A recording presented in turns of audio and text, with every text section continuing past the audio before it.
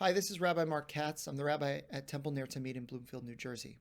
And in this week's Torah portion, Parshat Yitro, we have the account of God's theophany, God appearing at Mount Sinai as the people stood at its foot and receiving the Ten Commandments and the Torah. Now, this also happens to be a portion that coincides with the beginning of Jewish Disability Awareness and Inclusion Month. And so I want to speak for a moment about one particular teaching that our ancient rabbis had about that moment where God revealed God's self at Sinai as a way to teach us about the power of what inclusion really means. Now, there's no question that the tradition understands the power of everybody standing at Sinai. In the book of Deuteronomy, we're told that Atem netzavim hayom chulchem, that all of you were standing there, from the great chieftains down to the water carriers and the woodcutters. And so everybody got a chance to experience that revelation. But we know that not everybody can hear things in the same way. We have people who learn differently, people who process differently. And the truth is, one revelation, one word from God would be impossible for the people to all understand and internalize in the same way.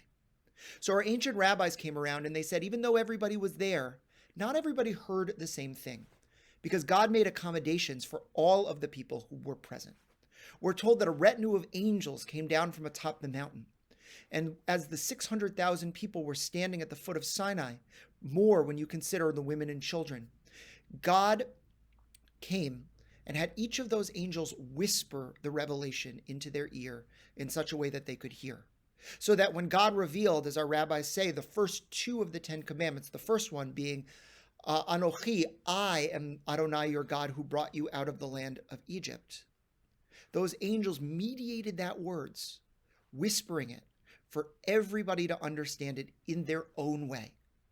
God made accommodations and made sure that people could participate in the revelation, even if they were not able to intellectualize in the same way as their neighbors were.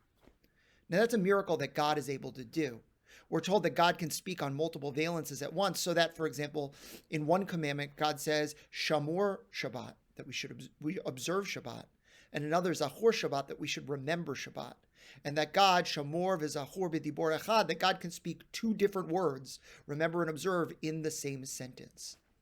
But the truth is, though we can't speak in multiple valences at once, what we can do is figure out a way to mediate the message of Judaism in such a way that everybody can understand.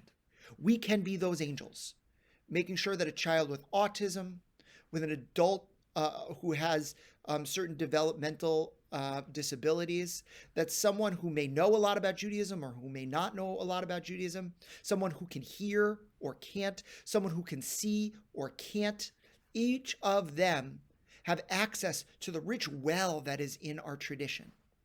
And when they do, we will, says our tradition, act as if we are those angels, making sure that everyone has access to our 3,000-year-old conversation that is Jewish meaning.